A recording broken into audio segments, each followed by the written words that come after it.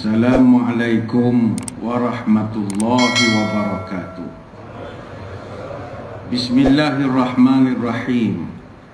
Alhamdulillahi hamdan kathiran tayyiban mubarakan fihi kama yanbaghi li jalali wajhikal karim wa li azimi sultanik. Allahumma salli ala Sayyidina Muhammadin abdika wa rasulika nabiyil ummi wa ala alihi wa sahbihi wa sallim. Nawaitu ta'alluma wa ta'lim wa tadhakkura wa tadhkir wa naf'a wal intifa' wal ifadah wal istifadah wal hasa ala tamassuki bi kitabillah wa sunnati rasulih wa du'a ila al huda wa dalalah ala al khair ibtigha'a wajhillah wa mardatihi wa qurbihi wa thawabihi lillahi ta'ala. Allahumma raddina bi qada'ika wa sabirna ala balaika wa auzi'na syukra ni'maika. Ya Allah, jadikan kami redha menerima takdirmu, jadikan kami sabar menerima ujianmu, dan bimbinglah kami untuk sentiasa syukur kepada nikmatmu. Terima kasih Al-Fadhil Tuan Pengacara Majlis, yang saya hormati pimpinan ahli-ahli jawatan kuasa, para sukarelawan dan para pegawai Surau Baitur Rahman Aman Perdana Kelang. Seterusnya tuan-tuan guru, para alim ulama, para habaib, muslimin muslimat, hadirin hadirat, tuan-tuan puan-puan, moga-moga dirahmati Allah sekalian. Anak Cina memakai singlet pergi ke kedai. Kalaulah tidak kerana jalan berbelit-belit tadi dah saya sampai. Tamalah tuan-tuan, berlaku kemalangan jalan raya di kilometer 35.5 dan kilometer 33.5 arah barat selepas daripada Genting Sempah menuju ke Gombak, menyebabkan kesesakan yang agak luar biasa. Ada di kalangan pengguna yang berada dalam terowong 40 minit tak bergerak dalam terowong. Kesian yang ada anak-anak. Tapi alhamdulillah lah, kami orang yang dah biasa travel ini berjayalah menggunakan jalan-jalan tikus yang ada sepanjang laluan daripada Bentong nak menuju ke Kuala Lumpur. Ada mabuk sikit lah ikut jalan-jalan tikus ini tuan-tuan. Alhamdulillah, pada malam ini sempena dengan prasambutan kepada Maulid Rasul sallallahu alaihi wasallam, saya diminta menyampaikan satu tajuk, menyantuni umat membawa rahmat. Hadirin hadirat sekalian, santunan kepada umat ataupun pemedulian masyarakat merupakan satu perkara yang sangat mustahak dan diajar dalam agama kita. Sebab itu orang yang menyantuni orang lain, kalau dia orang meniaga, dia akan berjaya dalam perniagaan. Kalau dia sebuah masjid dan surau, masjidnya akan dipenuhi oleh orang. Sebab itu santunan umat ini kalau dalam bahasa meniaga dipanggil customer service. Bagaimana kita menyantuni orang yang nak menggunakan khidmat kita atau nak mendapatkan perkhidmatan daripada kita. Sebab itu Nabi SAW sepanjang hayat baginda, kenapakah ajaran baginda cepat diterima oleh masyarakat? Sebab ada Nabi-Nabi, tidaklah kita merendahkan kedudukan mereka, tetapi ada yang mengambil masa hampir 900 tahun, 950 tahun untuk berdakwah. Dan hasil yang mereka dapat pun tidaklah sehebat Nabi kita.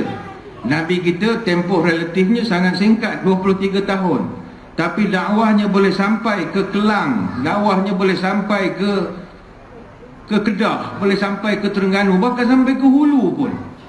Macam mana dakwah Nabi berkembang begitu cepat sekali? Kerana Nabi mengamalkan moral force, iaitu berdakwah dengan akhlak, mengajak S4, senyum, sapa, salam, santun dan berbagai-bagai lagi.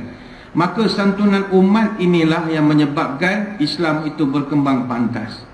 Sebab itu bagi tuan-tuan di sini yang orang meniaga sekarang, kalau dia santuni pelanggan, menyantuni umat, menyantuni masyarakat, perniagaannya akan lebih maju berbanding dengan orang. Saya ambil sebagai contoh, pernah dulu kita buat kempen ni, mungkin sensitif bagi setengah orang, tapi ambil sisi yang baiknya lah. Kami pernah buat kempen macam mana kita nak ramaikan orang datang masjid surau.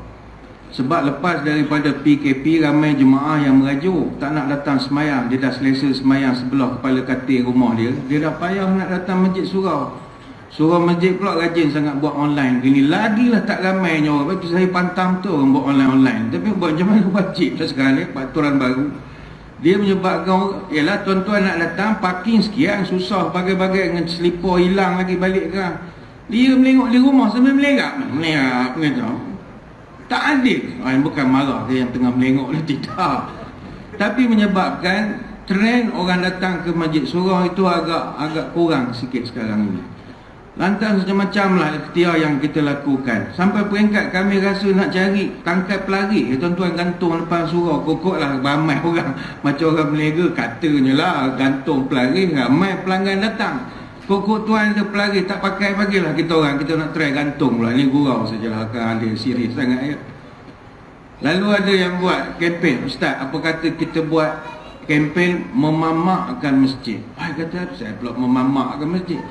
Ustaz cuba tengok kedai mamak. Kenapa orang ramai suka pergi? Kita orang sampai fikir, kaji. Dia kata apa beza kedai tom yum, kedai mamak, kedai Korea, kedai ni. Beza yang menjadikan orang ramai pergi adalah kerana mereka ini customer service dia. Tak ada orang boleh lawan kedai mamak. Budak kita meniaga bukan kita tak nak support, tapi muka macam FRU jaga stadium, kita tak daya tuan-tuan.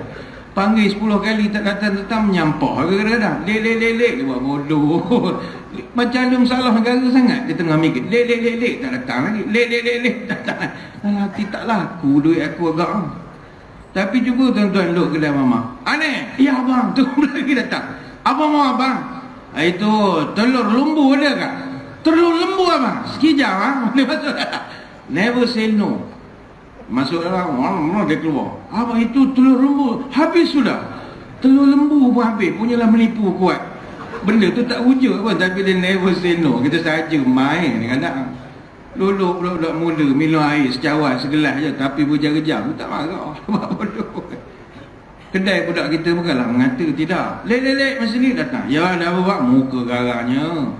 Air masak satu, air masak ambil sendiri bang. Cawan situ, air situ.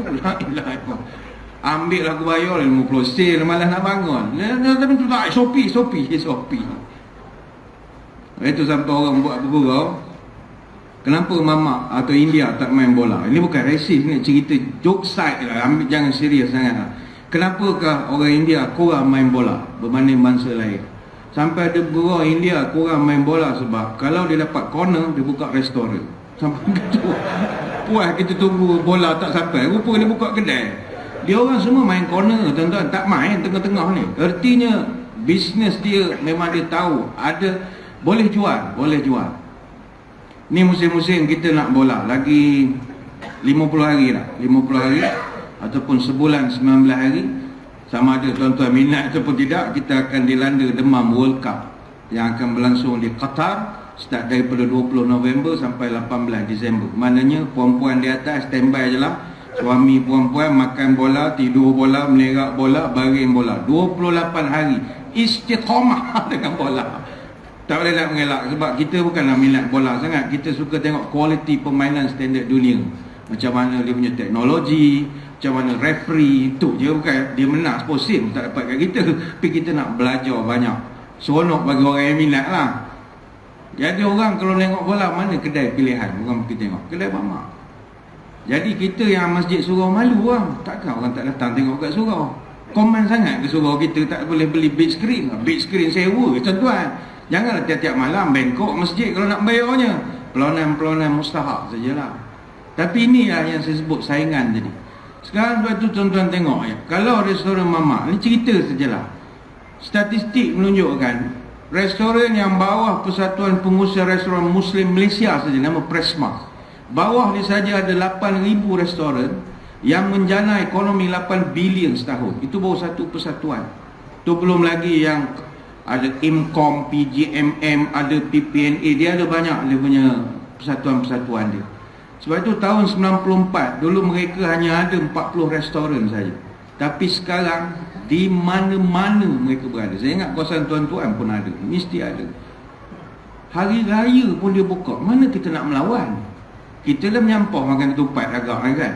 Cari roti canai. Tengok elok ada dia melebur roti canai. Tak beraya kat budak ni. Kita Itu yang menyebabkan mereka boleh jadi maju. Sebab itulah menyantuni orang, melayan orang, ini mendatangkan rezeki dan juga kebaikan. Itu baru contoh perniagaan saja, belum cerita hal dakwah dan sebagainya lagi. Tapi bagi kita lah sebagai umat, tadi bukan nak cerita bisnes, dah menyantuni umat. Dalam konteks kita nak menyantuni umat, bagaimanakah caranya? Pernah dulu ada satu orang sahabat laki-laki datang jumpa Nabi. Dia bertanya kepada Rasul, "Ya Rasul, apakah amalan yang kalau saya buat Allah akan cinta pada saya? Dan apakah amalan, siapakah orang yang Allah paling cinta? Dan apakah amalan yang kalau saya buat nescaya Allah akan cinta kepada saya?" Dua soalan dia tanya. Nabi jawab, orang yang paling dicintai oleh Allah, ahabbun nasi ilallahi anfa'uhum linnas. Orang yang paling dicintai Allah adalah orang yang paling bermanfaat sekali kepada manusia.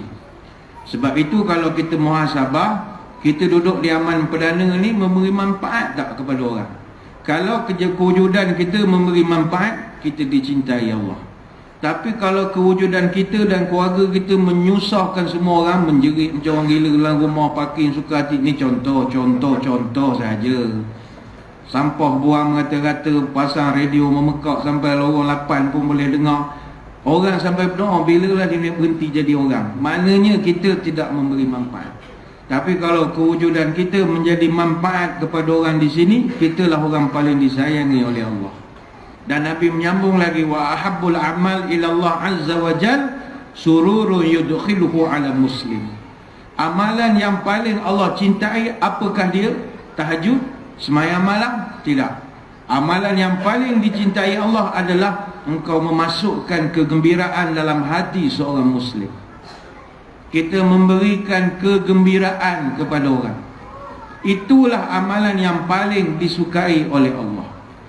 Tapi ya, bagi kita yang duduk dalam servis, tuan-tuan duduk di masjid surau, kita yang bekerja, penjawat awam, bukan senang nak suruh orang semua suka. Bukan senang nak suruh orang semua gembira. Macam kita jaga masjid surau, kalau kita anggap kita ni customer service, jemaah kita dia akan menilai kita punya servis ni dua perkara. Pertama, perceived service. Yang kedua, expected service. Tak dapat dua-dua. Perceived service, khidmat yang dia rasakan. Yang expected service, khidmat yang dia harapkan. Sebab itu dalam kita nak menyantuni orang, bila layanan yang dia terima sesuai seperti yang dia expect, dia harapkan, maka kualiti layanan kita akan dipersepsikan sebagai kualiti terbaik. Kalau klik pada ikon yang senyum, dia akan letak senyuman, bukan yang gambar kuning itu. Kalau tanda KLIA pun lagi susah tuan-tuan. Keluar tanda terus boleh nilai. Bayangkanlah kesian Bangladesh tu, semua taruh muka masam, dan dia akan menunggu depan. Tak selesa tu aku bagi masam ke dia. Benda tu tak boleh undo lah. Kalau layanan yang diterima melampaui daripada expectation pelanggan, maka ia akan dipersepsikan sebagai kualiti yang ideal. Mana jemaah datang surau, mereka dapat servis yang beyond expectation, oh dia akan puji melambung-lambung lah. Kita orang gini-gini masjid di surau bagus, setiap kali imam nak semayang dia tanya pendapat nak baca surah apa. Ini imam terbaik. dia suruh imam, tuan-tuan kita nak baca surah apa, ada pandangan? Kita sangat melayani permintaan jemaah kita. Imam nak toina surah. Baik ya tuan, ya silakan, apa lagi tuan. Dia nak begitu pula. Agakkan kita lah. Kalau boleh semua di tangan, boleh remote jaga aircon, sejuk lah, slow sikit, suka-suka hati dia je. Dia nak begitu, ni bukan sini, tempat lain. Beyond expectation, bukan yang dia harapkan. Sebaliknya, kalau layanan yang dia terima lebih rendah daripada yang dia expect, maka layanan itu akan dipersepsikan sebagai buruk. Bukan senang. Tapi bagaimana Nabi SAW, dia boleh santuni semua orang. Nak kata beyond expectation pun tidak, tapi itulah Nabi kita. Dia sangat menyantuni orang. Macam kita, tuan-tuan ramai di sini kaki tangan awam. Kaki tangan awam, tuan-tuan, mana rakyat suka? Rakyat, kalau tanya kepada rakyat, antara swasta dengan kerajaan, mana yang paling laju? Semua orang akan kata swasta laju. Semua orang. Sebab orang letakkan satu persepsi asal kaki tangan awak lembab. Lembab bukan sebarang lembab, 12 harakat lembab. Lembab. Punyalah lembab. Apa sebab? Ini persepsi. Kita tak boleh ubah. Buatlah survey macam mana piagam pelanggan hebat, macam mana carta organisasi kita ada ISO, SIRIM sekalipun. Persepsi tak boleh ubah. Kita tak boleh nak gembirakan orang. Padahal kalau banding government server dengan swasta, swasta lah banyak je lembab je. Tapi tuan-tuan pergi fast food, restoran makanan segera, tak boleh sebut brand lah, ada kamera. Tuan-tuan semua fast food laju. Nama je fast, tak fast pun. Bahkan setengah burger fast food, kalau tak ada kotak dia, tuan-tuan ambil burger tak atas meja, kucing tak makan. Tak benda-benda rupa burger dia, melepek-melepek gitu je. Tapi ada orang kutuk? Tak, sebab orang dah ada persepsi swasta cekap. Tuan-tuan pergi bank, duit tuan-tuan dalam bank ada 10-15 ribu. Kadang pergi tengah hari, kaunter ada 10, buka 2 je. Ada orang kutuk? Tak ada. Cuba pejabat tanah buat begitu. Siap panggil TV3 ke? Komplain, lembab. Siapa sini ada pengalaman tumpang buah air kat tandas? Dekat kat tandas, tumpang buah air kat bank. Mana boleh? Tak boleh. Cik, saya duit ada 20 ribu, tumpang kencing betul boleh? Tak boleh, Shopee dia kata. Cuba suruh masjid tak ada tandas, apa jadi? Orang kutuk rapat nazir masjid. Masjid gila, tandas tak ada. Padahal dalam enactment sama, Selangor faham mana-mana, tandas tak masuk spesifikasi undang-undang pentadbiran masjid. Kami ni hanya jaga rumah Allah. Rumah setan kami tak jaga. Tapi expectation orang, rumah setan kena lawa. Macam mana? Kami pun jagalah rumah setan juga.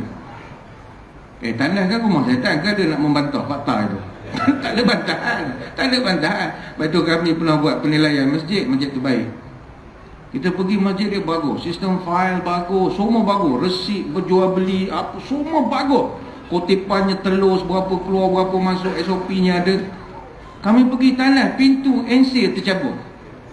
Tanya Nazir, asal kontra sangat ni. Dalam masjid comel lah, masjid suruh tandas buat macam biasa je. Nanti jawapan dia memang win betul lah. Minta maaf lah tuan, kita hanya jaga rumah Allah saja, rumah setan nak jaga buat apa? Ya tak ya juga jawapannya itu. Habis potong lah markah, tandas tak boleh sebab kalau orang kotor daripada tandas, dia akan efek pada kebersihan masjid. Sedangkan taharah itu bab pertama dalam bekah. Jadi itu premis kita lah. Orang, dia hukum masjid surau, tandas. Expectation dia. Sebab itulah bukan mudah nak menggembirakan orang. Tapi malam ni kita tengok macam mana Nabi SAW. Dia boleh menyantuni umat, menyantuni orang, dan orang pun puas hati dengan dia. Ada beberapa riwayat yang kita boleh tengok Nabi mengajarkan kepada sahabat-sahabat dia bagaimana kau nak menyantuni orang. Sahabat tanya kepada Nabi, ya Rasul, macam mana nak gembirakan orang ya Rasulullah? Bukan benda senang. Kata Nabi begini, kau buat 3 perkara. Yakshifu anhu kurbatan, au yaqdi anhu dainan, au tatrudu anhu ju'an. Engkau konsentrate 3 ini dulu. Pertama sekali, yakshifu anhu kurbatan, engkau hilangkan susah hati dia, hilangkan gundah gulana dia. Tuan-tuan yang datang ke surau malam ni semua ada problem. Kita semua ada problem lah di rumah. Ataupun tuan-tuan sendiri sedang bermasalah, sedang menghadapi penyakit. Ada yang mungkin sedang kanser sekarang. Jangan COVID dalam ni seolah nak kena SOP. Adalah penyakit-penyakit kita, jantung, urat tersumbat. Adalah, ada yang dialisis pun ada. Kita datang banyak sini bawa masalah. Masalah family lagi, masalah anak-anak lagi, masalah duit tak ada. Jadi kita santuni mereka dengan menghilangkan kesusahan dia. Bukanlah orang tu tak ada duit, beri duit, gembirakan sajalah. Berikan kata-kata semangat, berikan dia harapan-harapan yang munasabah. Yang kedua kata Nabi, au yaqdi anhu dainan, ataupun kau bantu untuk bayarkan hutang dia. Oh, manusia kalau kita bayarkan hutang dia, dia ingat kita sampai mati. Sebab itu hadis ni saya ingat bank kena gantung besar-besar letak dekat bank itu, tulis dekat khat tu kan. Au yaqdi anhu dainan, Orang yang menghilangkan hutang masuk surga. Saya ingat bank tak berani guna ayat tu. Lagi boleh minta, dia minta. Sehari 4 kali dia telefon, RM50. Dia terlupa nak bayar. Hari-hari dia telefon. Tahan hari-hari telefon daripada hari mengandung lagi teruk. Mama Mia letih kita. Yang ketiga Nabi sebut au tatrudu anhu ju'an. Yang ini kita boleh buat. Engkau hilangkanlah kelaparan dia. Ajak makan, ajak dia minum. Masjid surau habis program buat makan. Sebab itu kalau masjid surau buat ceramah tak makan, kena sumpahlah nazir tu nanti. Apatah lagi maulud. Maulud ni ceramah sunat je. Selawat sunat, makan wajib. Dia sebab maulud ni dengan mulut dekat-dekat bunyi dia. Jadi dia kena ada makan. Ini Selangor dia tak kurang sikit lah adat budaya. Kalau Johor sambutan maulud dia 4 bulan. 4 bulan tradisi dia. Dan sambutan dia memang besar betul. Tak ada pakai jubah suruh kita ni, suruh pakai baju Melayu macam kelurik kahwin, macam pengantin. Ceramah ni siap pelamin tu. Macam diarak tu macam pengantin. Kita penceramah masuk siap kompak. Dia memang besar betul majlis dia. Selawat, mahaban, duduk, bangun. Tuan-tuan sekali bangun ni, bangun. Duduk lagi, bangun lagi. Habis ceramah, makan. Makan tak main, makan nasi biasa-biasa ni. Makan kalau belah Batu Pahat ke ramai situ kan, belah Auzubillah semua situ. Nasi ambeng lah. Nasi ambeng, engkong, botok-botok. Botok-botok ni dia sayur lah. Sayur dia daun lah. Daun dia simpan. Bawah tu ada ikan-ikan. Tak adalah besar-besar memandang pensel je. Daun tu yang banyak. Segala mak nenek daun dia masuk. Kecuali daun teruk dia tak ada. Kalau daun teruk boleh masuk, dia masuk lah. Sedap ni Johor punya tu lah. Belum lagi lah. Set dah tadi 8.16 8.17 betul, 8.17 2 minit lagi. Jadinya dia makan ni satu benda keperluan. Maka benarlah apabila Nabi sebut au tatrudu anhu ju'an, engkau hilangkanlah kelaparan ni.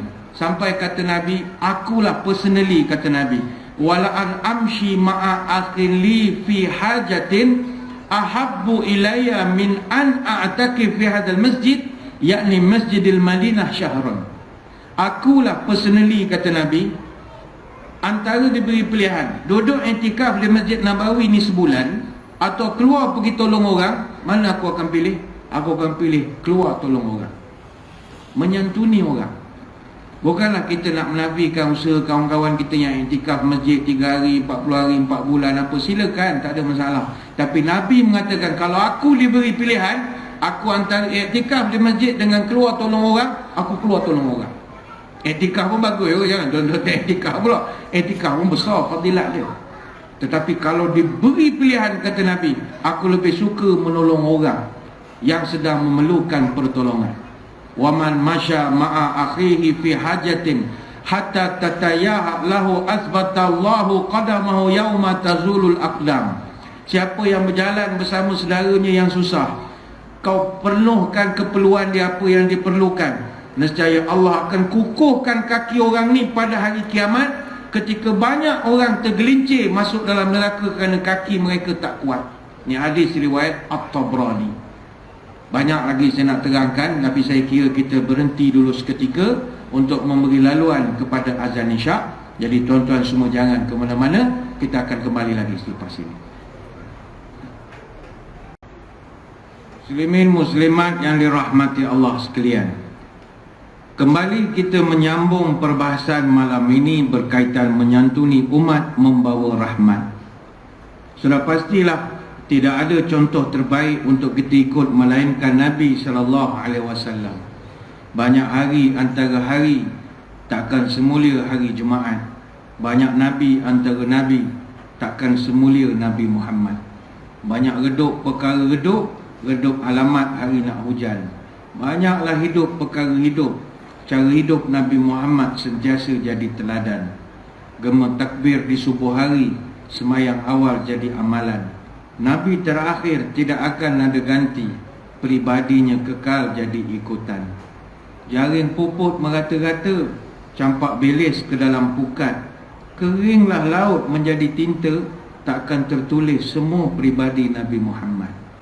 Sebab itulah tuan-tuan, Nabi ni salah satu yang kita paling hormat dia adalah santunan dia kepada orang. Ini kita tak mampu nak tiru 100%. Luar biasa sekali. Luar biasa. Sebab itu Nabi, jangankan dalam kerjaya baginda sebagai seorang Nabi, dalam perniagaan pun disebut oleh para ulama, perniagaannya begitu berjaya sekali, sehingga kan orang masa tu kaji macam manalah dia ni boleh jadi peniaga yang berjaya. Ada satu buku, Afzalur Rahman, dia buat buku Muhammad a Trader. Dia kata Nabi kita reputasi dalam dunia bisnes begitu bagus sekali. Dia terlibat di dalam perniagaan herba, kain, wangi-wangian, kismis, kurma, dan juga Nabi jual barangan mewah untuk orang-orang kaya yang berada di Syam. Bila sebut Syam, Syam ni tuan-tuan, maknanya ada 4 negara di situ. Palestin, Lebanon, Suria dengan Jordan. Nabi bisnes sampai peringkat internasional. Kata Afzalur Rahman, Nabi Muhammad kita ini begitu sukses sehingga kan jualannya untung, customer happy, pesaing tak berdengki. Mana ada orang dapat 3-3 serentak? Tanya orang yang bisnes. Nak dapat 3-3 serentak? Tak dapat. Boleh pilih salah satu je. Ada bisnes jualan untung, customer tak happy. Customer kalau boleh suruh bagi free, dia tak happy walaupun kita buat duit. Ada masa jualan untung, customer happy, tapi pesaing pula berdengki. Nak bunuh ada, nak sihir menyihir, bagai-bagai. Macam mana Nabi boleh jualan untung, bukan break-even, untung. Dan customer dia sangat happy, dia repeat pula lagi membeli. Dan para pesaing tak ada nak dengki langsung. Macam mana boleh dapat 3-3 serentak? Kata Afzalur Rahman, Nabi ni sukses sebab dia value driven, ataupun dia panggil moral force. Moral force ni habislah. Orang cakap lembut, sopan santun. Tuan-tuan, kalau kita lah ya, kita maki orang misalnya, kau ni wah wah wah wah, tapi orang yang kita maki tu jawab dengan sopan santun, hilang samsing kita. Ya tuan, ya tuan, ya tuan, saya dengar tuan. Ya, jam juga kita. Sudahlah, tak melawan langsung pula dah. Kita jam. Kalau orang akhlak mulia, kita pula rasa teruk benar perangai aku dah tua-tua jadi begini pula dah. Kita akan jadi malu sendirian. Sebab itu moral force ini sangat mustahak. Akhlak, santunan, ini yang hilang daripada masyarakat kita. Baik itulah kalau kita nak melihat bagaimanakah asas, bagaimana Islam mengajar menyantuni umat ini. Asas yang pertama adalah asas santunan dari sudut percakapan. Dan ini diajar oleh Nabi SAW. Tidak keterlaluan kalau kita kata Nabi juga pernah dapat teguran daripada Allah. Sebagai seorang manusia, Nabi juga ada masa kita tengah ada benda penting nak buat, masa itulah ada orang sibuk nak suruh beri tumpuan pada dia. Kita kadang ada nak priority nak buat, dan Nabi pernah dapat teguran. Sebagai contoh, ini bukanlah contoh yang merendahkan kedudukan Nabi, sebab contoh ini disebut dalam Quran sebagai pelajaran untuk kita umatnya. Iaitu Nabi pernah dapat teguran ketika datang seorang sahabat nak jumpa Nabi. Sahabat ni datang nak belajar, nak baca Quran, nak tasmih, nak suruh Nabi dengar. Ketika itu Nabi sedang mengadakan diskusi dengan pembesar-pembesar Quraisy untuk nak close deal, nak bincang gerak kerja Islam yang dilarang. Tapi Nabi berjaya yakinkan benda ni boleh tanpa mengganggu status quo yang sedia ada. Dalam riwayat disebut yang ada dalam perbincangan itu semua top gun Quraisy. Abu Jahal, Utbah bin Rabi'ah, Abbas bin Abdul Muttalib dan Walid bin Mughirah. Sedang Nabi discuss, datang Abdullah bin Ummi Maktum radhiyallahu anhu. Yang kita tahu dia ni seorang OKU, cacat penglihatan. Nabi tengah discuss, dia datang. Apa tujuan dia datang? Dia nak semak Al-Quran. Macam kita lah ya, duduk di surau masjid, tiba datang pula kata orang makcik, nak belanja ni, dengung lah hamla. Aku ni tengah bincang nak dapat peruntukan beli aircon 250,000 masih ni. Tanya idram kat mana, izhar kat mana. Sudahlah makcik ni, agak-agak lah. Kita ada benda penting. Orang daripada ICU, JPM datang, mana you punya paper, you hantar PM, suruh ni, kita orang nak check apa keperluan. Mustahak ini. Orang JKR lagi ada ni datang. Ustaz, idram mana saya nak idram kat sini. Barangkali begitulah agaknya yang dihadapi oleh baginda Nabi. Didatangi oleh Abdullah bin Ummi Maktum radhiyallahu anhu nak semak Al-Quran. Nabi dalam riwayat menyebut dia ada rasa sedikit terganggu sebab percakapannya terputus, yang menyebabkan akhirnya Nabi tarik muka sedikit tarik muka, dan Nabi telah memalingkan sedikit wajahnya daripada Allah bin Maktum. Barangkali ni anggapan bayangan kita lah, Nabi tengah ni, Abdullah datang, macam tu lah, Nabi palingkan saja. Maknanya muka pun ada sikit kelat lah juga. Orang tengah diskat, dia ni pula tak nampak. Dia bukan tahu tengah mesyuarat. OKU. Dek, kerana itulah tuan-tuan, turun satu ayat, dia namakan surah, dia panggil surah Abasa. Abasa ni muka masam. Teguran pada Nabi kita. Tapi teguran tu bukan dosa ta'limiyah. Dia Nabi ni dia maksum. Jadi teguran tu adalah pendidikan daripada Allah untuk nak mencantikkan lagi sikap dan sifat Nabi ketika berhadapan dengan orang. Cuba tuan-tuan hayati ayat-ayat dalam surah Abasa itu. Abasa wa tawalla, dan Muhammad mukanya masam dan berpaling. Anja'ahul a'ma, kerana telah datang seorang buta kepadanya. Wa ma yudrika la'allahu yazakka, tahukah kamu barangkali si buta itu datang nak membersihkan dosa dan nak mendapat pelajaran dari kamu. Au yazakkaru fatanfa'ul zikra, dan pengajaran yang kau beri itu akan memberi manfaat kepada dia. Amma man istaghna, adapun orang-orang yang kau merasa dia tu serba cukup, fa anta lahu tasadda, beria betul kamu melayan mereka. Wa ma 'alaika alla yazakka, padahal tidak ada alasan atas kamu kalau mereka itu tidak membersihkan diri atau tidak beriman. Wa amma man ja'aka yas'a, adapun yang buta datang bersegera itu adalah untuk dapat pelajaran. Wa huwa yakhsha, dan dia tu sangat takut kepada Allah. Fa anta anhu talaha, tapi kamu mengabaikannya. Banyak pelajaran lah daripada surah ini. Untuk jabatan-jabatan yang muka masam dekat kaunter tu, tuan-tuan, hadiahkanlah ayat ini pada mereka. Buat khad, upah satu budak, komputer pun boleh. Jumpa tu jabatan, kami hadiahkanlah untuk kaunter jabat dengan pula muka masam semua, kantongkanlah. Allah ajar Nabi, jangan begitu. Memang you nak close deal dengan orang besar, tapi orang besar ni banding dengan satu orang ni, dia nak belajar, nak berdekat diri dengan aku. Yang orang ni, kalau dia tak masuk Islam, dia kat nothing tulus. Ini semua empat-empat ni semua dalam jahanam semua ni. Memang sampai mati dia tak akan suka Islam.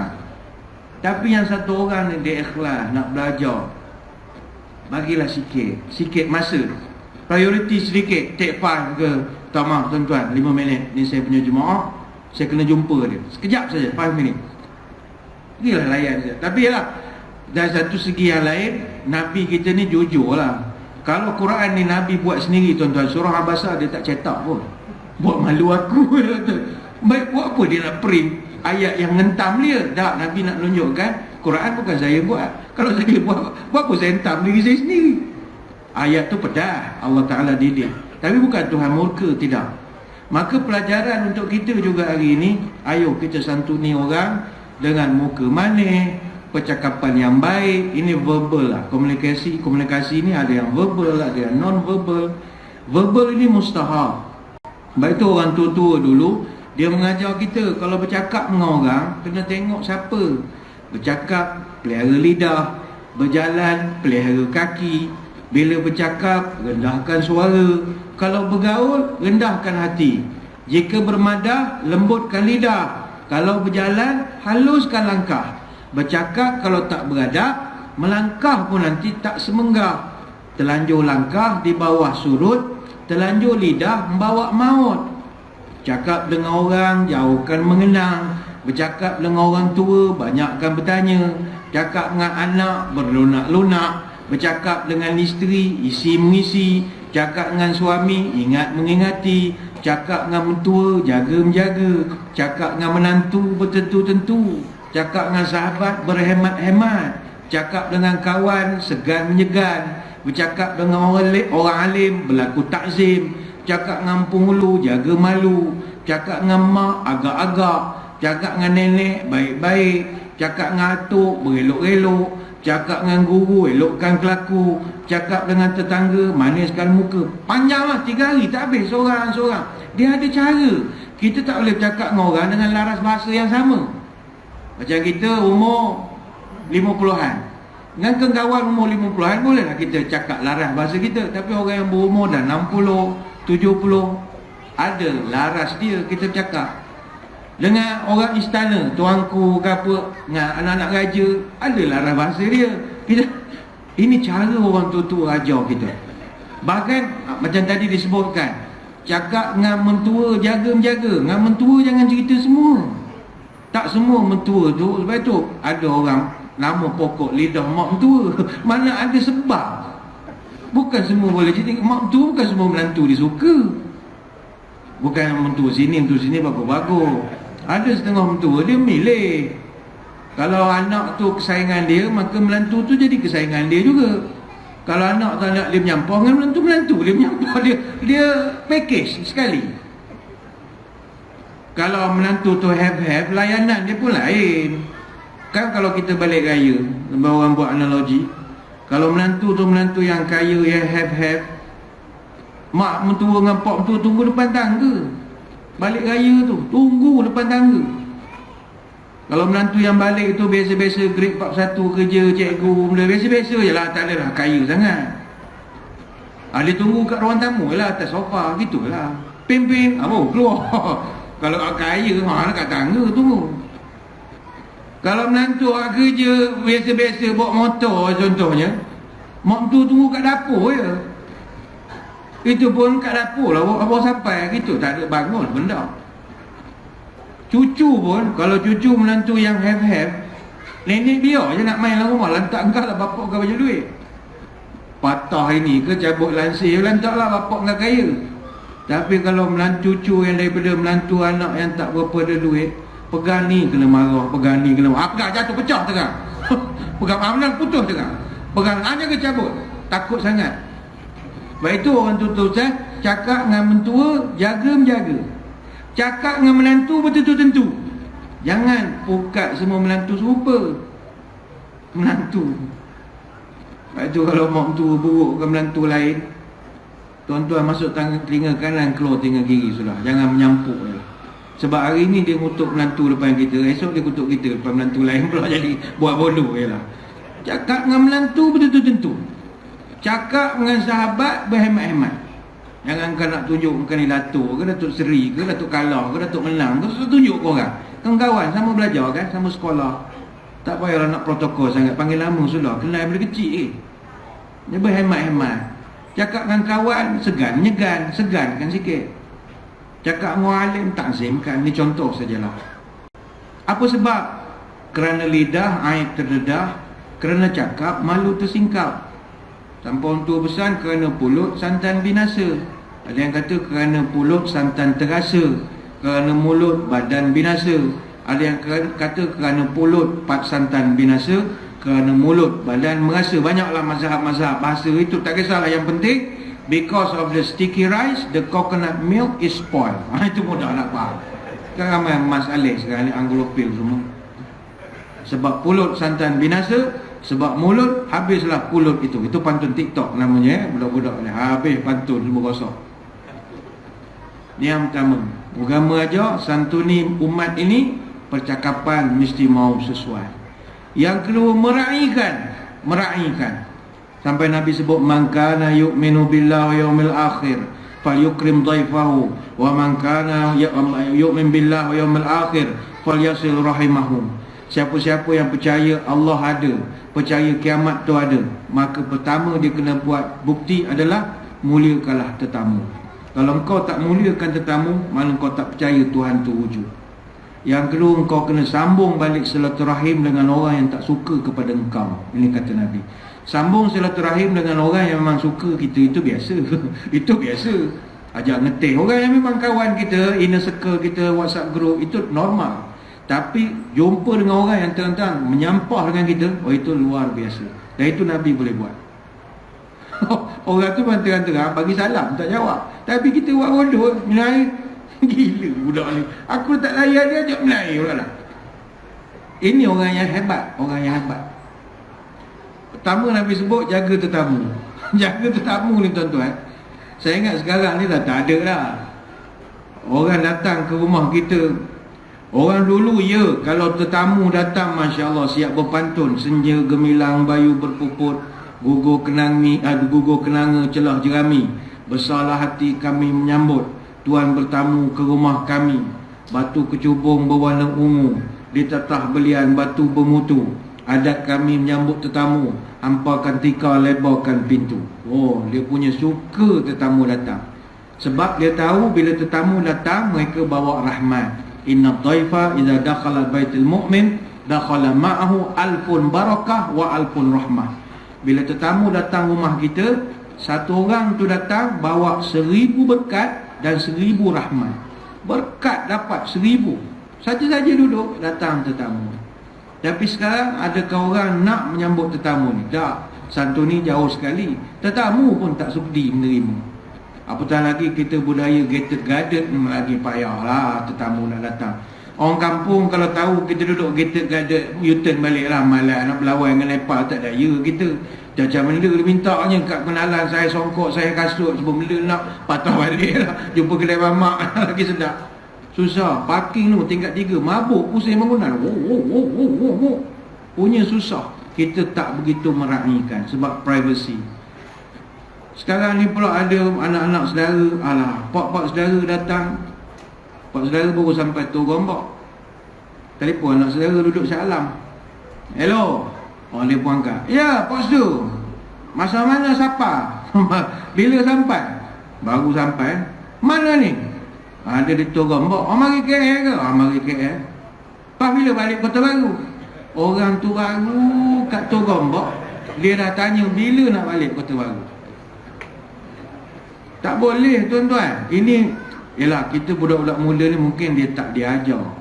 Orang tua-tua pembesar, orang kalau tahu benda salah tapi dia saja langgar, tu dia panggil biadab. Tapi kalau dia buat salah kerana dia tak tahu itu salah, itu kurang ajar. Orang kurang ajar, salah kita tak ajar. Ingat anak-anak muda, awak tak boleh tanya orang bila nak balik. Tak ada adab. Biasa paling teruk orang tanya penceramah lah. Baru sampai, Ustaz baru sampai Kuantan. Bila balik Kuantan? Nak nama, aku ceramah tak lagi. Tanya dah bila balik Kuantan. Ni contoh, bukan tak boleh tanya. Contoh. Dia sebab tetamu 3 hari, kita tak boleh tanya dia. Ad-dhiyafah salah satu ayam, famakana wara'a dhalika fahuwa sadaqatun alaih. Hadis Bukhari Muslim. Tetamu ni 3 hari, you tak boleh tanya apa sebab dia datang. Kena layan dia kau. Aku ada makan. Itu budaya orang Arab. Tetamu datang, ahlan wa sahlan. Apa makna ahlan wa sahlan? Bukan welcome, tak betul terjemahan tu. Ahlan ni maknanya you jadi saudara saya, family saya. Ahlan. You sekarang adalah member saya. Wa sahlan, kami mudahkan urusan awak di rumah saya. Awak nak tidur ke nak mandi, ambil, no problem. Duduklah. Bilik anak saya tu ada kosong, saya suruh anak saya tidur kat lain. Dia mudahkan semua. Orang Melayu sekarang dah tak ada dah ahlan wa sahlan. Tak ada. Ada ahlan wa sahlan wa jalan. Bila nak balik, dia nak tahan nak balik. Macam mana nak menyantuni umat? Tak boleh begitu. Lepas tu Nabi kalau ikut contoh ya, Nabi ni satu perangai dia, Dia boleh melayan orang berborak sampai orang tu habis cerita. Dia tak pernah potong pun cerita orang. Tu perangai Nabi, dia santunan dia. Mana orang tak sayang dia tuan-tuan. Orang jumpa dia, orang cerita panjang, dia dengar, oh ya ke? Ya, gitu. Tak ada, sekejap ada mesej masuk. Ayah sama balik apa? Sekejap ada WhatsApp lah. Tak biarlah, zaman dia tak ada handphone. Tapi dia tak pernah potong cakapan orang. Dia akan beri tumpuan. Dalilnya, ada satu kejadian pernah berlaku. Ini Aisyah radhiyallahu anha cerita. Satu hari Aisyah, dia bersembang dengan Nabi, cerita tentang perbualan geng ahli mesyuarat tingkap. Aisyah ni dia cerita lah masa Nabi keluar apa semua, pagi-pagi dia kumpul dengan ahli mesyuarat tingkap. Ni WhatsApp grup orang dulu-dulu lah, makcik-makcik zaman dulu. Dia tak ada WhatsApp grup, dia ada grup borak kat tingkap. Memang dulu ada, mana dia menyibuk datang pukul 10, pukul 9, nanya anak kau ni. Dulu WhatsApp grup cara begitulah. Jadi Aisyah pun cerita, ya Rasul, tadi makcik-makcik semua datang kumpul, dia pun cerita, ya Rasul. Cerita apa? Adalah satu kampung dekat Yaman. Ni Aisyah cerita, ada dekat Yaman tu ada 11 orang perempuan. Dia orang membawang cerita suami masing-masing. Nabi tanya dia membawang apa? Dia ceritalah, dia kata suami dia lahmun jamalin ghassin ala ra'si jabalin la sa'alin fayataraqqa wala saminin fayatankut taqulu. Macam-macam lah dia cerita. Orang perempuan pertama cerita, suami saya ni dia bagaikan unta kurus yang duduk di atas puncak gunung yang penuh lumpur. Dia ngata ke suami masing-masing, tapi dalam bahasa Arab lama lah. Mana dia nak kata suami dia ni kedekut. Nabi tanya, oh dia kata lelaki ni kedekut? Ya Rasul. Ish. Lagi Nabi tanya lagi. Seorang lagi dia kata, la asyanatu in ataqa utlaqu wa in askunta a'allaqu. Kata dia, suami saya ni tinggi macam galah, tinggi sangat katanya. Kalau aku minta cerai daripada dia, dia diam. Seolah-olah aku pun kena gantung dengan ketinggian dia. Maknanya bagi orang Arab, orang tinggi ni maknanya orang bodoh, istilah mereka. Kenapa orang tinggi ni orang bodoh? Sebab otak dia jauh sangat. Jadi bagi orang Arab bukan tuan-tuan yang tinggi ni bodoh, tidak. Kata orang Arab, orang tinggi ni bodoh sebab otak dia jauh sangat. Jadi dia kata lelaki dia bodoh. Laki yang kedua, Aisyah cerita lagi, laki yang kedua dia mengatakan, suami aku kalau masuk dalam rumah macam rimau. Bila keluar pada rumah jadi macam singa. Macam-macam lah. Ada yang kata suami aku pula kalau berbaring dia pakai selimut, kemudian dia akan ulurkan tangan, dia nak mencari aku, nak meraba aku, dia nak tengok aku gembira ke, aku sedih ke. Yang seorang cerita, suami aku pula bodoh, tak pandai nak mengadakan hubungan suami isteri, semua benda aku nak kena ajar. Aib situ, aib sini. Nabi lekor je lah.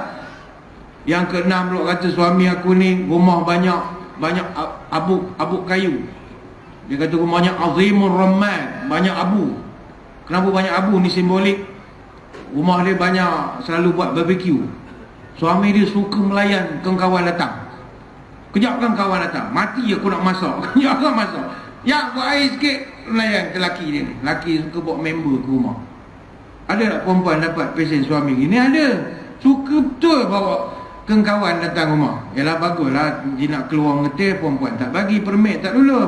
Dia bawa lah orang datang ke rumah, pandai muka masak lah. Siapa suruh tak dulu permit. Ada yang cerita ni Ustazah hapus, saya tak ingat. Dia cerita ada seorang suami suka bawa orang berbuka di rumah. Marah isteri dia. Baguslah meraihkan orang berbuka, tapi bagilah notis awal. Isteri dia nak prepare. Kita lah duduk orang penjen, duduk berdua. Makan tu tak adalah beria. Bila nak bawa tetamu, kita nak kena masak. Masak ada bahan nak pergi beli, muka tu pemalas. Jadi mana nak cari bahan? Takkan order kedai, jatuhlah standard isteri. Suami dia minta kerti bahasa. Pergi bazar Ramadan, jumpa Nepal, Bangladesh, bawa balik. Main-main berbuka rumah ni. Cari pahala, makan mana ada. Dia kata, alah geng ni roti pun boleh. Takkan bagi roti orang buka. Hari kedua buat perangai lagi. Pukul 6.30 bawa balik tetamu. Kita nak masak tak ada. Hari ketiga isteri tak boleh tahan. Suami dibawa lagi jemaah mana entah dia jumpa 10 orang. Akhirnya isteri tak daya lah. Masa nak buku dia padamnya lampu. Blackout rumah. Dia pergi kat suami dalam gelap. Dia tarik telinga suami. Bang, lain kali nak datang, beritahulah saya nak prepare. Sekali keluar suara, aku tetamu lah. Salah telinga. Salah telinga. Ni bukan cerita saya, cerita Ustazah Zawiyah kalau tak salah. Saya dengar ke cerita dia. Saya boleh tahan juga kelakar cerita ni. Yalah, dia bawa, beritahu lah. Isteri boleh prepare, dia pun nak tunjuk dia pandai masak juga. Takkan pergi gerai pula hantar makan, malu lah dia. Lepas tu, isteri tu ada 11. Aisyah ada cerita ni. Sampai isteri ke-7, isteri ke-8, Nabi dengar je. Nabi dengar. Sampailah isteri yang ke-11. Dia kata, qalat hadiyatu asyrata zawji Abu Zar'in. Wa ma Abu Zar'in anasa min huliyin udhunaya. Wa mala'a min syahmin ududai. Wa yadjahani fabahijat ilayya nafsi. Kata isteri yang ke-11, suami aku nama Abu Zar'in. Abu Zar'in ini, dia telah memberatkan telingaku dengan perhiasan-perhiasan. Mana banyak bubur, anting-anting subang. Dan dia telah memenuhkan lemak di tanganku.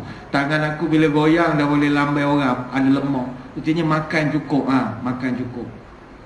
Dan tanganku juga penuh dengan perhiasan. Dia telah menyenangkan aku dengan kegembiraan. Dan aku sangat gembira kahwin dengan dia. Lepas Aisyah habis cerita, apa kata Nabi? Qalat Aisyatu qala Rasulullah sallallahu alaihi wasallam, kuntu laki ka Abi Zar'in li Ummi Zar'in. Kata Nabi, wahai Aisyah, dalam ramai suami tadi, saya ni adalah Abu Zar'in. Saya tak nak jadi yang suami yang lain. Saya nak jadi Abu Zar'in, dan awaklah Ummu Zar'in bagi saya, kata Nabi. Ini hadis riwayat Bukhari Muslim. Apa pelajaran hadis ni? Tuan-tuan yang dengar pun rasa panjang tak hadis ni. Ni saya tak baca matan. Kalau saya baca matan, tuan-tuan nak mencatiknya. Hadis dia panjang 2 muka surat. Kalau nak baca satu-satu, rasa panjang tak? Panjang. Macam boring sikit lah. Boringnya ada, dia panjang Allah. Baru isi pertama, baru kedua. Itu pun saya shortcut daripada 6 pergi 11. Kalau baca satu-satu, panjang ni Ustaz hadis ni Ustaz. Bayangkanlah Nabi boleh dengar Aisyah cerita. Itulah Nabi punya kelebihan. Dia sentiasa terbuka telinganya mendengar cerita orang. Maka pelajaran untuk kita lah, jaga masjid, jaga surau, kena terbuka lah mendengar pandangan, teguran, kritikan, tomahan daripada jemaah, daripada orang. Dengar je lah. Tak larat esok kita letak jawatan, bagi orang lain pula jadi pengurusi. Mula melukan dia lawan, tuan-tuan. Tak ada hal pun. Jadi terbukalah. Berlawan layan orang pencin memang macam tu, macam-macam benda tak kena apa semua. Kita buat macam mana? Dengarkanlah. Dengar sajalah. Buka minda sebentar. Terutama kalau kita dengan isteri. Kadang kesian, isteri ni dia banyak cerita. Kalau nak tidur, dah lama tak borak sambil-sambil nak tidur tu. Sebab semua dah sibuk tengok Netflix, main telefon, nak tidur, tengok. Tak ada nak borak dah. Bedtime stories tu tak ada dah. Macam dulu-dulu lah. Masa zaman tak ada handphone kan, seronok atas katil, borak. Sedar-sedar cakap seorang kita. Tidur dah rupanya. Tidur dah dia. Dah tak ada dah budaya tu kan. Kita dah masing-masing dah. Jadi kalau dia bercerita tu, tuan-tuan dengar je lah. Cerita anak ni tadi ni legi lah malam buat homework lah mengaji malam. Oh ya ke? Tuan-tuan dengar je lah. Dengar je. Minds are like parachutes. They only function when they are open. Minda hati kita hanya akan berfungsi. Dia macam parachute lah. Dia hanya berfungsi bila terbuka. Bila dia tertutup, dia tak ada makna. Kemudian Nabi kita mengajarkan juga, selain daripada dia boleh mendengar cerita orang, aduan orang, Nabi juga mengajarkan muka kena manis. Muka mesti muka ala senyum. Muka mesti ala senyum. Mesti muka manis. Lepas tu kata Hasan al-Basri rahimahullah, apa yang dikatakan sebagai akhlak, kata dia. Yang kita kan kalau musim maulud ni, Penceramah akan bawa lah Nabi ni akhlak mulia, hendaklah kita mengikut akhlak Nabi. Orang tanya Hasan Al-Basri, akhlak apa nak ikut tuan? Nabi ni akhlak banyak. Kalau ambil tinta jadi dakwat, tak tertulis akhlak Nabi. Kata Hasan Al-Basri beginilah, ente kalau nak ikut semua tak terikut, buat 3 jugalah. Pertama, kaful adab. Yang kedua, bazlul nada. Yang ketiga, talaqatul wajhi. Pertama, kaful adab. Hidup jangan nyusahkan orang. Orang akan sayang kita. Yang kedua, badlun nada. Badlun nada ni suka menolong orang. Ni kita dah cerita banyak lah. Yang ketiga, talaqatul wajhi. Muka kena manis. 3 je. Kata Hasan Al-Basri, kau tak payah sibuk benda lain. Engkau konsentrate dulu 3 perkara ni, engkau akan jadi orang yang berakhlak mulia. Pertama, kaful azab. Hidup tak menyusahkan orang. Macam contoh kita lah, kalau ada perangai kaful azab ni, tak tergamak kita nak parking kereta double parking ke tengah-tengah jalan. Tak tergamak kita. Ada orang dia tergamak je. Dia kata, lantaklah ustaz, nak fikir orang tak jadi kerja kita. Jangan gitu. Awak ni blocking orang. Kita kan nak sembahyang Jumaat, apa salah blocking sekejap? Dia sabarlah. Jalan ni ada orang nak guna. Ni jalan public. Perempuan yang tak sembahyang Jumaat nak lalu ambil anak sekolah, rakan-rakan kita non-Muslim, dia nak ambil orang sekolah. Perangai kita menyebabkan orang tak suka pada agama kita. Mana tengok ni orang Islam. Padahal bukan orang Islam, Melayu punya perangai, bukan Islam punya perangai. Dia penting diri, parking depan orang. Tak ada nak beritahu saya ada masalah, parking emergency, ni nombor saya in case tuan-tuan. Kalau tak angkat, tuan-tuan pecah je lah cermin. Contohlah, kalau dia mendapat kebenaran. Tak ada, kita nyusah ke orang. Itu bukan akhlak. Lepas itu ada orang pernah tanya, ustaz, ada dalam Quran hadis haram langgar api merah? Tak ada. Habis yang kita ikut dengan undang-undang dunia ni apa? Untuk soalan. Traffic light itu dibuat untuk kita tak nyusahkan orang. Dan tak menyusahkan orang ada akhlak. Kalau semua orang nak buat lagi, merah terlanggar ustaz dengan lampu, takut syirik ustaz, kita takut dengan Allah je. Mana takut kalau api merah? Bukan gitu. Kalau awak lalu, awak kena langgar, awak meninggal. Anak awak kecil, siapa nak jaga? Awak nyusahkan orang. Masjid pula kena melanggar. Anak awak esok keluar majalah 3 pula, mengayu-gayu dalam cerita TV, minta bantuan dalam berita. Awak menyusahkan orang. Sama juga menyusahkan orang ni. Contoh yang hisap rokok. Memang hisap rokok itu hak kita. Tapi tuan-tuan muda lagi, esok kalau mati, isteri lawa. Isteri masih pasang badan.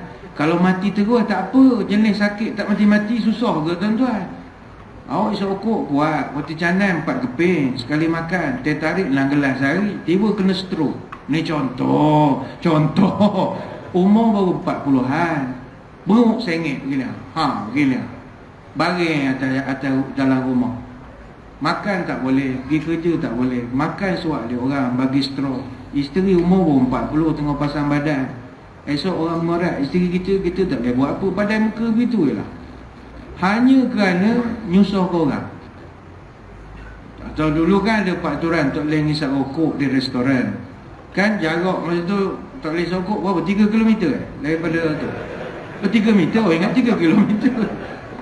Tapi sekarang tak ada dah. Memang itu hak kita. Tapi hak orang tak sokok, ni contoh sajalah. Tak, kalau kita ada akhlak tu, kita akan rasa tak selesa sebab kita tahu orang tak suka baru kan. Tapi orang yang penting diri dia, beli apa aku bayar. Lantang lah, marah-marah. Beli apa? Ini tak ada akhlak lah. Orang ada akhlak, walaupun hisap rokok, dia jual lagi jauh sikit. Mana? Atas bumbung lah. Memang masak turun naik. Dia tak nak nyusah ke orang. Sebab ada ibu hamil, ada anak-anak yang tengok perangai. Abang, kenapa abang tu keluar asap ke hidung dia? Oh, itu naga. Dia keturunan naga, dragon. Payah nak explain lah. Oh, asap ikut hidung. Payah betul nak ceritakan anak apa kan? Ada orang gemas yang sakit. Jadi bagi kita yang ada akhlak, kaful azab, dia takkan terfikir nak nyusahkan orang. Ini orang yang bagus. Yang kedua kata Hasan Al-Basri, bazlun nada, tolong orang lah. Tolong orang ni tidak terbatas menolong dari segi harta saja, tidak. Bukanlah orang berduit je boleh menolong. Tolong ni ada banyak. Macam surau masjid ni, tuan-tuan nak tolong, banyak angle tuan-tuan boleh tolong. Bagi yang ada duit, dia boleh kita ulur tabung, dia sedekah lah, ada QR Pay apa semua, dia boleh scan-scan. Tapi kalau tuan-tuan yang ada tenaga, misalnya, tolong cuci tandas masjid surau, bagus. Ada orang pangkat besar, saya tak sebut nama lah. Pukul 2-3 pagi, dia akan pusing masjid surau yang ada. Dia cuci tandas masjid. Datuk Seri lagi cuci.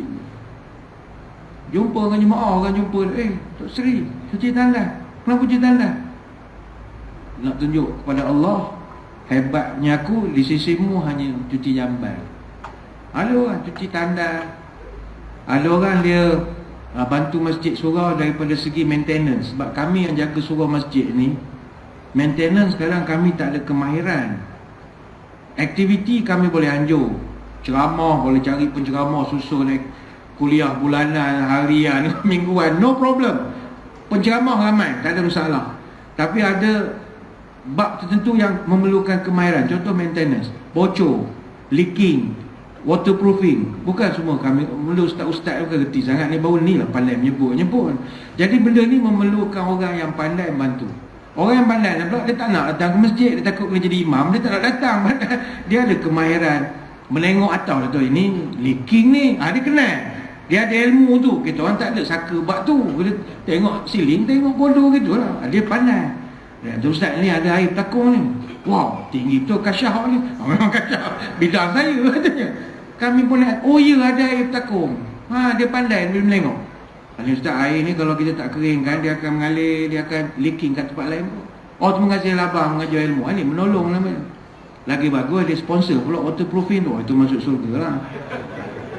Dia tahu apa ustaz, saya sponsor lah, ada belen-belen saya buat. Abang masuk surga apa? Apa lagi boleh tuan-tuan tolong? Ni PA system. PA system kami ustaz bukannya pandai kan, main pulas ke?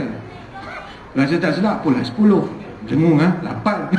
Akhirnya dah macam alat karaoke lah, mesin tu kami pusing-pusing sana, pusing sini. Tuan-tuan yang pandai, yalah kita biasa pergi jamming, kita ada pandai sikit sound system.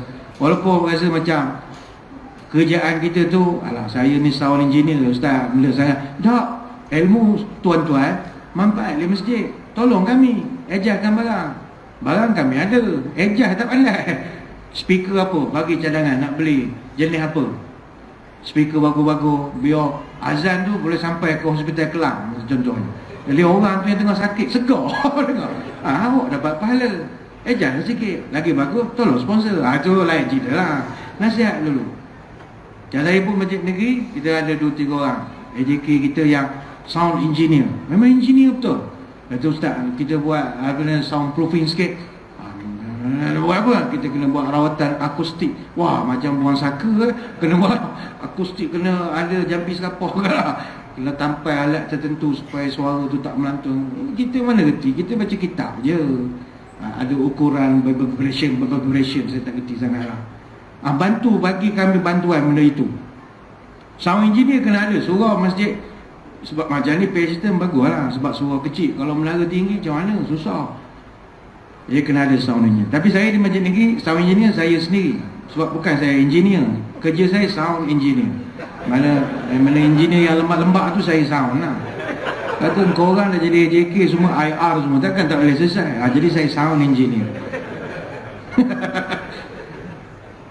Termasuklah engineer yang banyak bocor-bocor lah, saya sound juga. Kau aku nak bagi waterproofing, bocor dia 3 bulan je boh. Benda ni cak ayam semua 3 bulan je. Jadi ni disebut bazlun nada. Kita bantu, tak mesti dengan duit. Saya sebagai penceramah kecil-kecilan tuan-tuan, saya dalam dunia ceramah lah, kalau saya nak share, saya banyak jumpa orang yang pelik-pelik, dia nak menolong penceramah ni ada banyak. Dan ni saya bagi idea sajalah ke tuan-tuan. Ada satu orang saya pernah jumpa, kerja dia akan offer khidmat dia kepada seluruh masjid dan surau di Johor Bahru untuk dia tolong ambil penceramah daripada point A ke point B.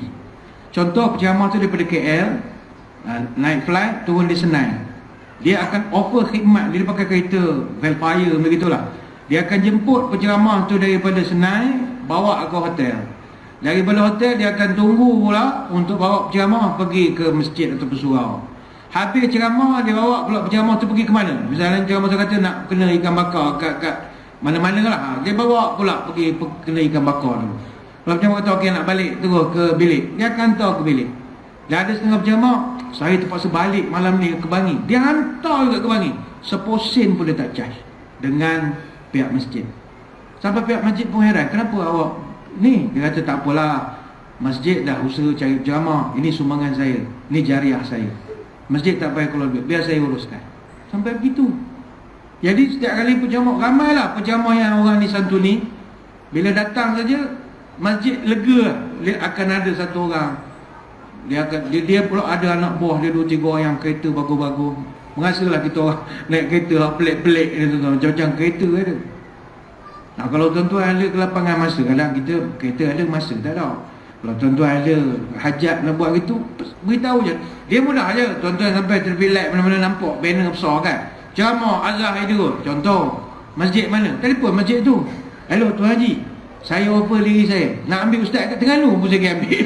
Contoh begitulah. Kita rasa nak menolong. Banyak. Saya ada jumpa orang, dia dalam kereta dia, bonet dia penuh dengan air mineral, payung, penuh payung. Macam saya buat Azhar banyak orang benda ni. Rupanya dia amalan dia, setiap kali dia berjalan travel pergi mana-mana, kalau ada kereta rosak tepi jalan, dia akan berhenti. Dia bukan komen, tapi dia hanya santuni orang tu saja.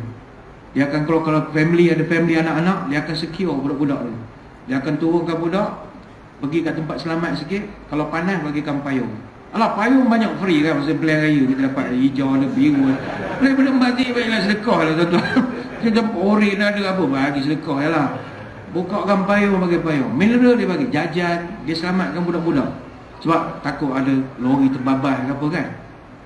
Baguslah tuan-tuan, amalan bagi kita tak ada nilai sangat berbanding kita kagum dengan orang ulama ke apa ke. Itu pun hebat. Tapi menyantuni orang ni luar biasa. Sebab it's not my problem. Kita dia rosak, lantak dia lah. Tapi dia sudi. Tapi kalau kereta tuan-tuan air, tak ada payung, tak payah nak berhenti, setakat nak borok, datang pada mana? Orang tu nak nyesem, salah boleh borok pula dengan aku lah. Kalau ada bagi burger-burger, tahan sikit. Boleh, ni just idea sajalah kita nak menyantuni ya. Ada orang saya jumpa dia kerja dia travel daripada Muazzam Shah ke Kuantan hari-hari. Dia akan berhenti bila nampak tayar lori bunga tayar tertinggal atas jalan. Kan lori kalau bunga tayar tercabut dia bukan perasan. Jadi itu kalau budak motor langgar meninggal. Dia akan berhenti motor, dia akan alih. Berat tuan-tuan, tarik jalan balik. Bila jumpa dia tanya saya, ceramah tak kerti ustaz, saya itu je lah amalan saya, bantu-bantu. Kata bang, awak masuk surga lebih cepat daripada berceramah. Yang apa pula ustaz? Sebab Nabi pernah sebut ada orang masuk surga kerana mengalihkan duri daripada jalan. Duri besar mana, kecil boleh kelengking. Ini tayar lori. Tayar lori nak tarik seorang, katam tangan. Tapi besar pahala orang ni. Mana awak masuk surga dulu, ustaz tu kemudian. Mana kalau naik kereta, awak driver, kita orang belakang. Mana awak memang awak masuk dulu, tapi kawan duduk belakang. Begitulah. Seolah itu gurau ke dia kan. Gurau ke dia. Jadi bantulah tuan-tuan. Apa lagi? Nabi Hasan Al-Basri mengatakan bahawa orang yang adalah talaqatul wajhi, orang yang mukanya manis. Jadi muka yang manis ini sangat mustahab. Sebab itulah Allah Ta'ala dalam satu hadis Nabi menyebutkan bahawa la tahqiranna minal ma'rufi syai'a walau an talqa akhaka biwajhin taliq. Jangan engkau underestimate amalan ibadat ini walau sekecil-kecil mana pun, hatta engkau muka manis je dengan orang. Wajhin taliq kata Nabi, muka engkau berseri-seri. Ini hadis riwayat Imam Muslim. Ibnu Abbas radhiyallahu anhu pernah ditanya, apakah yang dikatakan kebaikan? Jawab dia, kebaikan adalah engkau jumpa orang, muka engkau manis, ceria dan percakapan yang lembut, lemah lembut. Ada satu nasihat ini penting untuk kita. Nasihat yang diberi oleh Imam Junaid Al-Baghdadi rahimahullah. Orang pernah tanya kepada Junaid Al-Baghdadi, Tuan Guru, apa sebab ada orang ilmu agama tak tinggi, amal ibadat tidaklah banyak, Tapi mati malam Jumaat, mati hari Jumaat, mati di Mekah, mati tengah semayang. Pelik kami melengok orang-orang macam ni. Maka apa jawapan daripada Junaid Al-Baghdadi? Sebagai contoh, baru-baru ni telah kembali ke rahmatullah minggu lepas, hari Jumaat, siapa nama Bob Lokman. Bob Lokman ni dia, ialah orang kenal dia pelawak, orang kenal dia seni lah, orang seni, buat lirik. Dia ada buat lagu pun, pernah dia buat lagu-lagu rock. Jadi dia meninggal hari Jumaat. Orang pun jadi heran. Artis meninggal hari Jumaat, itu biasa. Artis meninggal di Mekah ada. Arwah Ismail Din meninggal dalam Masjidil Haram, tengah berzikir bulan puasa. Jadi kadang ada orang heran, macam mana ustaz dia pergi Mekah sekali terus meninggal di Mekah. Mutawih yang bawa jemaah tiap-tiap bulan pun tak mati di Mekah, lalu mati di Puchong. Contoh sajalah, contoh saja. Macam mana ustaz? Apa rahsia yang menyebabkan orang ni boleh dapat beza-beza? Ini Imam Junaid jawab. Kata dia, arba'un tarfa'ul abda ila a'la darajat wa in qalla ilmu wa amalu. Ada 4 amalan yang kalau seorang manusia tu buat, walaupun dia ni kapasiti amal dan juga ilmunya sedikit, tapi Allah akan tarfa'ul abda ila a'la darajat, darjatnya Allah angkat walaupun ilmu dan amalnya sedikit. Apakah amalan itu? Ini kita kena buat 4. Pertamanya al-hilmu, yang kedua wat-tawadhu', yang ketiga was-sakha', yang keempat wa husnul khuluq. Nombor 1 kata dia adalah al-hilmu, lemah lembut, sopan santun, polite. Jadi kita lepas ni berlatih lah, nak menyantuni orang memang kena lemah lembut lah, macam pramugara kerja kita. Apa khabar, selamat datang, senyum, kena begitu. Memang penat, tapi itu cara menyantuni orang. Kalau tuan-tuan boleh buat begitu, kita semua boleh buat begitu, mati malam Jumaat kita insya-Allah. Lemah lembut, ya bang ada apa bang? Bukan jadi ya tidak. Dia polite. Lembut, tone suara dia, benda semua. Yalah, walaupun kita keturunan Samsin, nampak macam mana memang kasar, tapi boleh cara percakapan, cara pergaulan. Yang kedua, wat-tawadhu'. Apa tawadhu'? Jangan sombong lah, walaupun kita ada datuk ke, datuk seri ke, doktor ke, profesor ke apa ke, kita down to earth lah. Orang tak perasan pun kita ni ada berpangkat apa, kita humble, kata orang humble. Yang ketiga, sakha'. Sakha' ni suka menolong orang. Dan yang keempat, husnul khuluq, perangai kena berjuru, jangan ada perangai tak molek. Maka semua 4 ini duduk dalam satu predikat menyantuni orang. Ayolah tuan-tuan, siapapun kita semua bersaudara. Kalau tinggi, jangan sampai menimpa. Kalau besar, jangan sampai melendan. Bertaji pun jangan memupur, bertaring pun jangan mengekah, berkuku pun jangan sampai mencakar. Masuk kampung orang, bawa ayam tina, jangan bawa ayam jantan. Kalau jalan, biarlah tepi-tepi. Benang arang orang jangan dipijak. Kalau duduk, biar di tapak tangga. Mandi, biarlah di hilir sungai.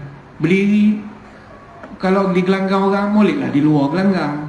Kalau kaki belum bertaji, gelanggang orang jangan diuji. Itu cara kita bergaul dengan orang. Namun sayang, pemuafakatan kita sama kita sekarang ini sedang dilanda gelombang yang begitu besar. Bukannya gelombang monsun, tidak, tapi gelombang perpecahan kerana masalah siasah, politik dan macam-macam lagi. Yang berlaku sekarang adalah kita sama kita beriman di mulut tapi hati berlumut, beriman di lidah tapi hati menyalah, lidah bercabang, langkah pun menyilang, cakap belecoh, perangai pun tak senonoh. Ke tengah memfitnah, ke tepi berdengki, ke laut mengasut, ke darat mengumpat, ke atas mengampu, ke bawah melapah, ke gunung menyombong, keluar menista, duduk mengutuk, tegak membengkak, berbudi mencaci, bersedekah mencerca. Sama keluarga laga melaga, sama kawan makan memakan, sama sahabat sebat menyebat, sama sebangsa paksa memaksa. Kita nak berpolitik, silakan, tak ada masalah. Tapi ingat pesan orang tua-tua. Pertama, pantang siasah tidak senonoh.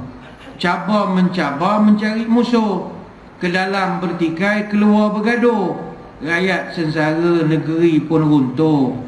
Kedua, pantang siasah menurutkan nafsu, berebut kuasa palu memalu, tamak harta tak ingat malu, negeri rosak banyaklah seteru. Ketiga, pantang siasah mabukkan pangkat, berebut kedudukan jilat-menjilat, berebut kuasa hambat mengambat, negeri rosak nama pun cacat, hidup dan mati akan dilaknat. Keempat, pantang siasah memecah belah, mengadu domba sesama manusia, baik sekaum, sesuku bangsa maupun antara keluarga dan marga. Ingatlah, marah merugikan, senyum menguntungkan. Ketika marah orang menjauh, ketika senyum orang mendekat. Ketika marah orang menjadi tegang, ketika senyum orang menjadi tenang. Ingatlah, bangsa kita bangsa peramah, bukannya bangsa pemarah. Ayo, santunilah umat. InsyaAllah kita akan membawa dan mendapat rahmat. Banyak nak diterangkan, tapi saya kira sekadar itulah sembang-sembang kita pada malam ni. Kerana seperti yang kita dapat lihat, kita ada gimik pelancaran selepas daripada ini. Sekali lagi saya mengucapkan ribuan terima kasih di atas undangan.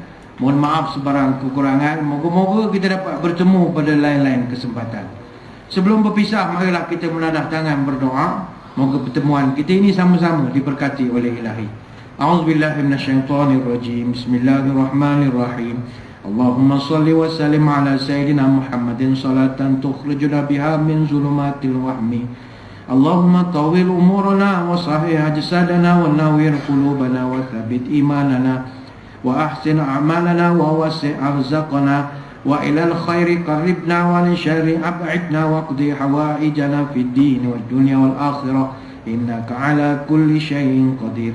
Ya Allah, panjangkanlah umur kami, sihatkanlah tubuh badan kami, terangkanlah hati kami, tetapkanlah iman kami, elokkanlah amalan kami, luaskanlah rezeki kami, dekatkanlah kami dengan kebaikan, jauhkanlah kami dari kejahatan, kabulkanlah segala doa kami sama ada dalam urusan agama dunia ataupun akhirat.